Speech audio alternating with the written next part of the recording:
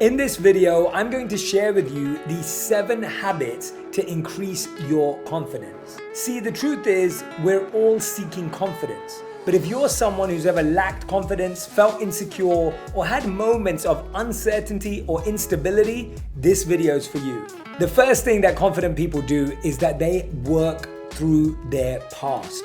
Often, our anxiety and insecurity comes not from where we are now, but what we've been through before. We think that what we went through was something we deserved, or we feel what we went through defines who we are today, and that makes us feel a lack of confidence.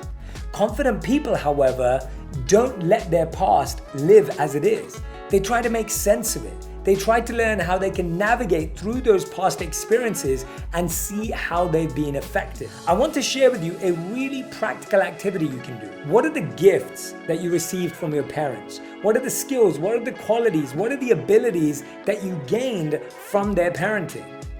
When you realize that, you're already reaffirming the definition. As you learn to assure yourselves and become confident about the abilities and qualities you have, you're creating confidence. Now, I also want you to reflect on what you believe are the gaps that you may have received from your background. What are the areas of your life that you feel you missed out on that make you feel insecure? When you understand that, you start to recognize that this isn't a gap in you. It's a gap or a hole in your experience. Now remember, you can always improve your experience. You can always improve yourself.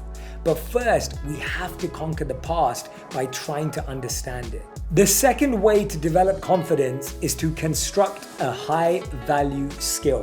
When we have a high-value skill, we learn to value ourselves and we don't let other people dictate our value. A lot of the time we don't feel confident is because we don't feel we have something to offer. But here's the thing, each and every person has a genius and has unique potential, but we have to turn that potential into an expertise through practice. For me, I remember being an extremely shy kid growing up. My parents forced me to go to public speaking and drama school from age 11 through to age 18. I realized that as I developed this skill to articulate and communicate effectively, it allowed me to be more confident. And then my confidence was gained when I learned through the Vedas, when I lived with the monks and learned how to meditate. As soon as you start to learn a high-value skill, you start to develop your confidence. Young people especially struggle because they feel like a generalist. They feel like they're okay at everything. When we can actually focus on mastery, we start to develop confidence. And this is a healthy way of developing confidence, because in the pursuit of mastery, you will overcome lots of challenges. You will have to develop resilience. You'll actually have to deal with setback and failure. Now your confidence is not based on arrogance or cockiness. Your confidence is based on your ability to deal with challenging situations. Your skill could be anything: marketing, technology, acting, singing, web design, photography, videography, the list goes on. I want you to schedule your next 4 weekends to be experimenting with a new skill or a new class or workshop. Then based on that, I want you to decide which one you may want to turn into a high-value skill. The more you experience, the more you explore, the more you allow yourself to be exposed to, the more likely you're going to find something that you want to turn into expertise. The next step is to constantly learn. Now, this may sound like a lot of work, but actually learning can be something that gives you a sense of achievement, sense of drive, sense of momentum, and a feeling like you're moving forward and towards something. When you dabble in articles, books, podcasts, you start to feel this sense of being alive. You have something to share in every conversation. You have something to add. You are more inclined to listen, to learn more, and see how your idea develops. Confidence comes from the ability to engage in a conversation and the feeling that you're moving forward, the feeling that you don't feel stuck or trapped in a space. Learning and consistently learning can truly transform the way you feel about yourself. You start to trust yourself. You think to yourself, wow, I remember this from what I read last week. I was able to apply that idea at work today. When you start to connect the dots around what you're learning and what you're growing in, that makes you feel a sense of confidence. One of my favorite ways to practice this method is by using the Blinkist app. You can learn so much from over 4,000 non-fiction books that they've simplified into short blinks. These blinks help you understand the summary and the essence of each book that exists on the platform. You can also listen to the blinks if you're traveling or moving around or prefer not to read. The fourth step is to be compassionate. When you're compassionate toward yourself, you give yourself a break for not knowing everything or getting everything right all the time. I used to think that if every time a client asked me a question, I could give the perfect, best, most powerful answer, then that was what made me valuable. I started to realize that I couldn't fix someone's problems through an answer. I started to recognize that listening, understanding, creating content that allowed me to think more broadly and deeply was actually going to be more useful to someone when they could make sense of it themselves.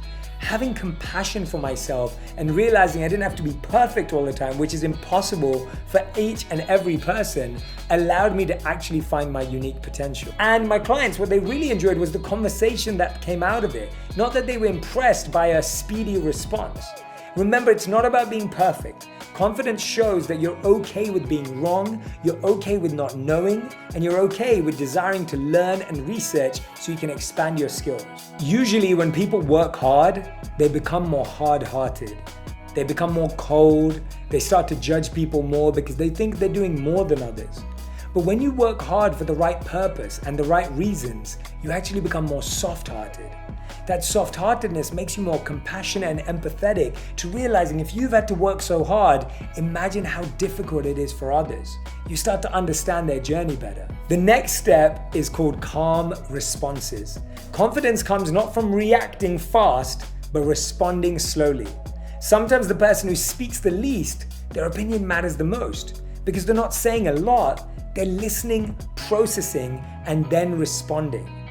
And when they speak, people listen. Why? Because they don't waste words. They don't come across hasty. They've genuinely thought about everyone's opinion in the room. They've taken the time to process it. Remember, less is more. Be mindful and calm in your responses. Take a moment and respond at the pace of love or the rhythm of love. Don't act out of force or haste. How can you feel confident if you feel rushed, if you feel forced to say something? Go at your own pace in your own time. A lot of the time we don't feel confident because we're desperately seeking validation from others. We always ask ourselves, what will people say? What will they think? How will they react to what I feel? And the challenge is that we've been trained to ask everyone everything. From when we try on a new jacket or a new coat and we look at our friend, family member or partner and we say, what do you think I look in this? Confidence comes from asking yourself that question. How do I feel I look in this? Often we message our friends and family and say, where do you want to go for dinner tonight? What would you like to do? It's really important that we also get to know ourselves and ask ourselves, what would I like to do? When we start to find certainty and awareness around our likes and dislikes, what we feel works for us and what doesn't work for us, that builds a sense of confidence. Usually when we spend time with a lot of people, we hear a lot of noises, we hear a lot of ideas, opinions, expectations, and even obligations. But when you start to find time with yourself, you can ask yourself deeper questions. Ask yourself how you truly feel about something and what your genuine beliefs are. Then you can act on that internal certainty rather than all of the external uncertainty. And finally, the people that are confident because they competently prepare. Preparation is so underestimated in every field. If you're confident, it's not because you just have a sense of self-belief. It's not just because you act it. It's because you've practiced, prepared, and worked. You've planned, you've visualized, you've prepared your energy, you've prepared your mindset. That's why the development of daily habits allows us to get there. Right now, Blinkist has a special offer just for our audience. Go to Blinkist.com/JShetty to start your free 7-day trial and get 25% off a Blinkist premium membership. That's Blinkist, spelled Blinkist.com/JShetty to get a 25% off and a 7-day free trial. I hope that you're going to try out at least one of these 7 habits and watch how your life changes.